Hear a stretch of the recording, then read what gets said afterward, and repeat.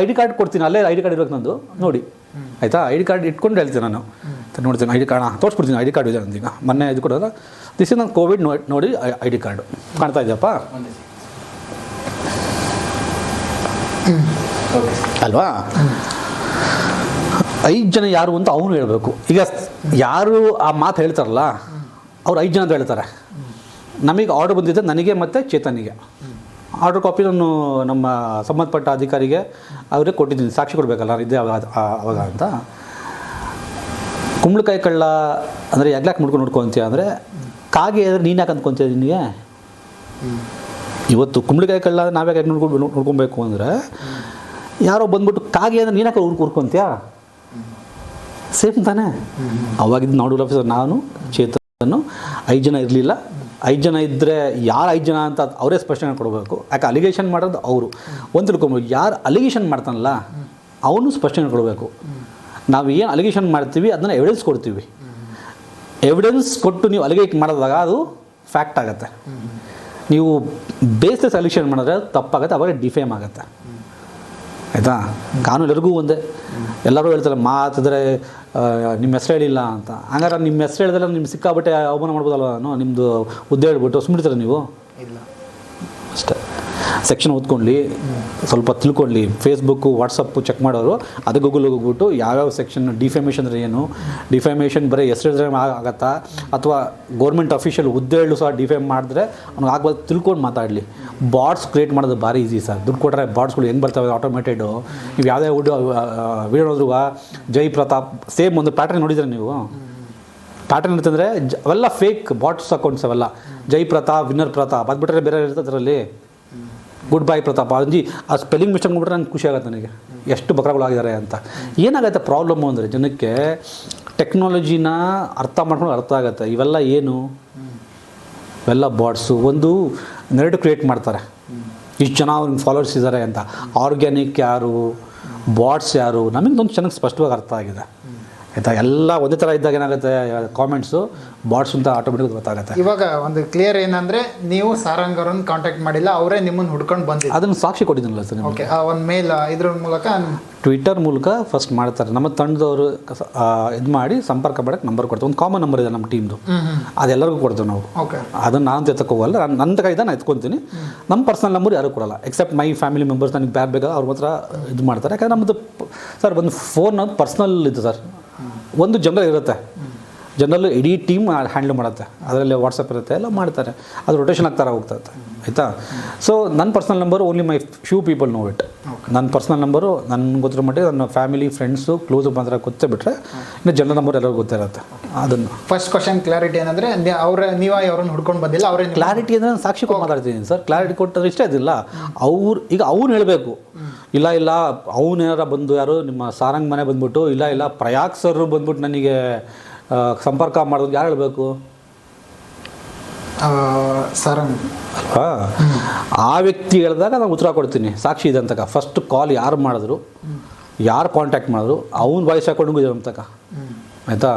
ಹಂಗಾಗಿ first contact ಮಾಡಿದ party ಅವರು ಕಾಂಟ್ಯಾಕ್ಟ್ ಮಾಡಿ ಅವ್ರು ನಮ್ಮ ತಂಡದಿಗೆ ಮಾತಾಡಿ ಕೊನೆಗೆ ನನಗೆ ಕನ್ವಿನ್ಸ್ ಆಗಿ ಸಾಕ್ಷ್ಯ ತರಿಸ್ಕೊಂಡು ಮೇಲೆಲ್ಲ ತರಿಸ್ಕೊಂಡು okay it's a fit case to support ಅಂತ ಅವ್ರಿಗೆ ನಾವು ಮಾತಾಡಿ ಆಯಿತು.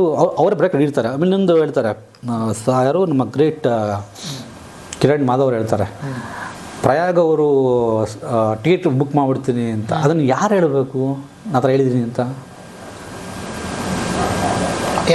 ಯಾರೋ ಹೇಳಿದ್ದಂತ ಯಾರು ಹೇಳಬೇಕು ಅಂದರೆ ಸಾರಂಗ್ ಹೇಳಬೇಕು ಮಾತನ್ನ. ಸಾರಂಗ್ ಹೇಳಿ ನೋಡೋದು. ನನಗೇನು ಅವನಿಗೆ ಟಿಕೆಟ್ ಕೊಟ್ಟು ಅವನಿಗೆ ಕರ್ಸೋದು ನನಗೇನು ಸರ್ ಇದೆ ಅಲ್ವಾ. ಈ ಮಾತನ್ನ ಸಾರಂಗ್ ಹೇಳಬೇಕು. ಇಲ್ಲ ಪ್ರಯಾಗ್ ಸರ್ ನನಗೆ ಟಿಕೆಟ್ ಬುಕ್ ಮಾಡೋಕ್ಕೆ ಹೇಳಿದ್ರು, ನಾನೇ ಟಿಕೆಟ್ ಬುಕ್ ಮಾಡಿಕೊಡ್ತೀನಿ ಅಂತ. ನಾವು ಆ ಥರ ಏನೂ ಹೇಳಿಲ್ಲ ಸಾರಂಗಿಗೆ.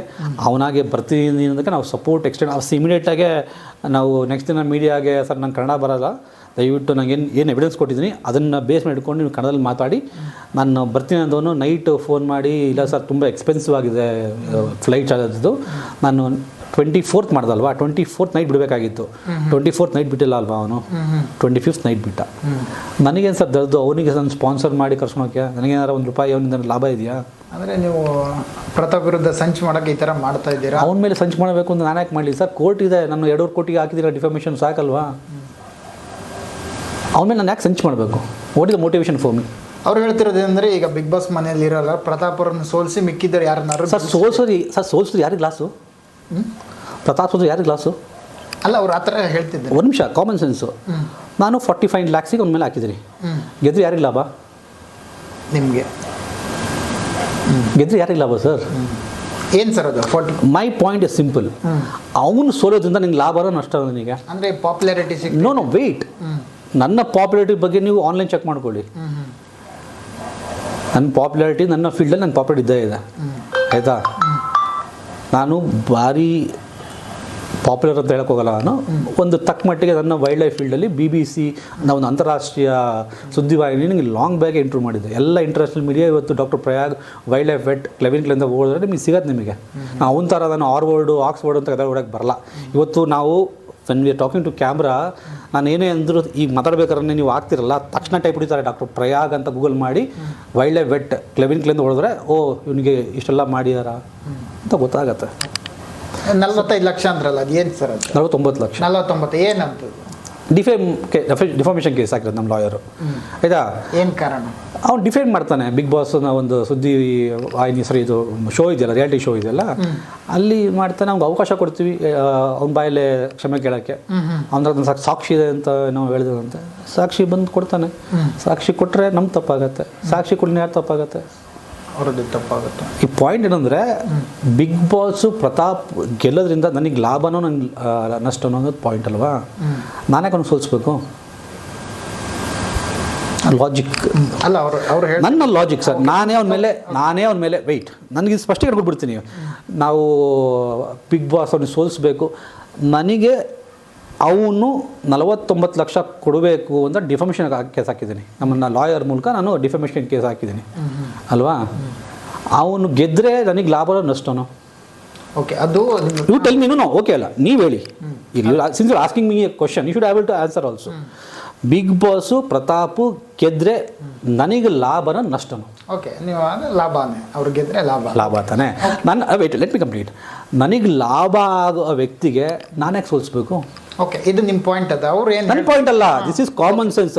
ಅವನು ಸೋಲೋದು ಬಿಡೋದು ನನಗೆ ಇಮ್ಮೆಟೀರಿಯಲ್. ಓಕೆ, ಓ ಇದು ಇಮ್ಮೆಟೀರಿಯಲ್ ಹೇಳ್ತೀನಿ. ನಾನು ಹಾಕಿದ್ದಕ್ಕೆ ಡಿಫಾಮೇಷನ್ ಕೇಸ್ ಹಾಕಿದ್ದೀನಿ. Let's when you ask question you should able to listen to my point of view also. Okay, ಹೇಳಿ. ಆಯಿತಾ? ಏನಾಗುತ್ತೆ, ಕ್ವಶನ್ ಕೇಳೋದು ಒಂದೇ ಅಲ್ಲ, ಕ್ವಶನ್ದ ಬಂದು ಆನ್ಸರ್ ಕೇಳೋ ತಾಳ್ಮೆ ಇರಬೇಕಲ್ಲ ಮನುಷ್ಯನಿಗೆ. ಅವನಿಗೆ ಡಿಫಾಮೇಷನ್ ಕೇಸ್ ಹಾಕಿರೋದು ನಾವು 45 lakhsಗೆ. ಈಗೇನು ಅಲಿಗೇಷನ್ ಮಾಡ್ತಿರೋದು, ಅವನ್ನ ಸೋಲ್ಸೋಕ್ಕೋಸ್ಕರ ಇವೆಲ್ಲ ಮಾಡ್ತಿದ್ವಿ ಅಂತ ಹೇಳ್ತಾರಲ್ಲ, ನಾವು ಮಾಡ್ತೀವಿ ಅಂತ ಹೇಳ್ತಿದ್ದೀವಿ. ಯಾಕೆ ಅಂತ ಹೇಳ್ತೀವಿ ಕೇಳ್ರಿ? ಅವ್ನು ಸೋಲ್ತಾನೋ ಬಿಡ್ತಾನೋ ಬೇಕಾಗಿಲ್ಲ, ನ್ಯೂಟ್ರಲ್ ಅಬೌಟ್ ಇಟ್.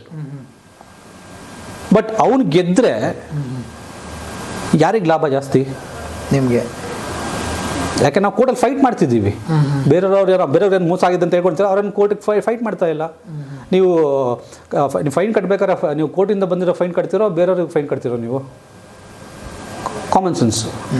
ಕೋರ್ಟಿಂದ ಒಂದು ಆದೇಶ ಬಂದ ಮೇಲೆ ಇನ್ನು ಡಿಫಾಮೇಷನ್ ಅಂತ 6 ತಿಂಗಳಾಯ್ತು ಅಂತ ಹೇಳಿ ನಮ್ಮ ಲಾಯರು ಅಲ್ವಾ? ನಾವು ಅವಾಗ ಕ್ಲೈಮ್ ಮಾಡ್ಕೊತೀವಿ, ಸರ್ ಒಂದು ಬಿಗ್ ಬಾಸ್ ಗೆದ್ಕೊಂಬಂದಿದ್ದಾನೆ ಸರ್, ಅವ್ನ ತಗ ದುಡ್ಡಿದೆ, ಡಿಫಾಮೇಷನ್ ಕೇಸ್ ಹಾಕಿದ್ವಲ್ಲ ಅದರಲ್ಲಿ ಕೊಡಿಸಿದ್ದು ಹೇಳ್ತೀವಿ ನಾವು. ಆಮೇಲೆ ಕೇಳ್ತಾರೆ ಯಾಕೆ 50 ಲಕ್ಷಕ್ಕೆ ಹಾಕಿದ್ರೆ ಅಂತ ಕೇಳ್ತಾರೆ. ಫಾರ್ ಅ ಪಾಯಿಂಟ್ ಹೇಳ್ತೀನಿ ಕೇಳಿ, ಅವ್ನಿಗೆ ಅಪ್ಪಿತಪ್ಪಿಗೆ ಗೆದ್ದರೆ 50 ಲಕ್ಷ ಕೊಡಲ್ಲ ಸರ್. ಕಾಮನ್ ಸೆನ್ಸ್ ಯೂಸ್ ಮಾಡಬೇಕು. ಬಾಟ್ಸ್ ಅಂತ ಕ್ರಿಯೇಟ್ ಮಾಡ್ಕೊಂಡಿದ್ದಾರಲ್ಲ, 50 ಲಕ್ಷ ಗೆದ್ದರೆ 50 ಲಕ್ಷ ಕೊಡಲ್ಲ, ಟ್ಯಾಕ್ಸ್ ಕಟ್ ಮಾಡ್ಕೊಂಡು ಕೊಡ್ತಾರೆ. ರೈಟ್.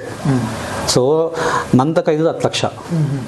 ಆವಾಗ ನಮ್ಮ ಲಾಯರ್ ಏನಂದರೆ 2 ಲಕ್ಷಕ್ಕೆ ನೀವು ಎಷ್ಟಾಗುತ್ತೆ, 2 ಕೋಟಿ 49 ಲಕ್ಷಕ್ಕೆ ಅಂತ ಅವ್ರು ಡಿಫ್ರೆಂಟಾಗಿ ನಾಳೆನೊಂದು ಹೋಗ್ತಾ ಇದೆ.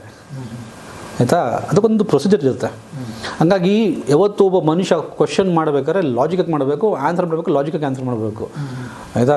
ನಾನು ಈಗ ಹೇಳ್ತೀನಲ್ಲ, ಅವ್ನು ಗೆಲ್ತಾನೋ ಬಿಡ್ತಾನೋ ನನಗೆ ಬೇಕಾಗಿಲ್ಲ ಸರ್. ನನಗೆ ಬಟ್ ಗೆದ್ದರೆ ಆಗೋ ಬೆನಿಫಿಟ್ ನಾನು ಥಿಂಕ್ ಮಾಡಿದ್ದೀನಿ. ಥಿಂಕ್ ಮಾಡಿದ್ರೆ ನಾನೇ ಒಂದು ಸೋಲಿಸ್ಬೇಕು. ಅಂದರೆ ನೀವು ಮಿಕ್ಕಿದ ಇರೋ ಕಂಟೆಸ್ಟೆಂಟ್ ಇದ್ದಾರಲ್ಲ, ಅವ್ರ ಹತ್ರ ಹಣ ತೊಗೊಂಡು ಇವ್ರನ್ನ ಸೋಲಿಸ್ತಾ ಅದಕ್ಕೆ ಅವ್ನು ಕೇಸ್ ಹಾಕ್ತೀನಿಲ್ಲ, ಅವ್ನು ಪ್ರೂವ್ ಮಾಡ್ಬೇಕೀಗ. ಅವ್ನು ಹೇಳಿಲ್ಲ ಕಿರೋ ಮಾಧವು ಬೇರೆಯವ್ರ ತಕ್ಕ ಹಣ ತೊಗೊಂಡು ನಾನು ಮಾಡಿದಂತಲ್ಲ, ಅಲ್ಲಿಗೆ ಶಾವಂತನ ಮಾಡಿರೋದು. ನಾವು ನಾಳೆ ಕೇಸ್ ಹಾಕ್ತೀವಿ ಅವ್ನ ಮೇಲೆ. ಈಗ ನಮ್ಮ ಲಾಯರ್ಗೆ ಹೇಳಿದ್ದೀನಿ, ಆ ವಿಡಿಯೋ ಕಳಿಸ್ಕೊಟ್ಟಿದ್ದೀನಿ. ಇದನ್ನೇ ಹೇಳೋದು ಬೇಸ್ಲೆಸ್ ಅಲಿಗೇಷನು ಅಂತ. ನಾಳೆ ನಿಮ್ಗೆ ಯಾರೋ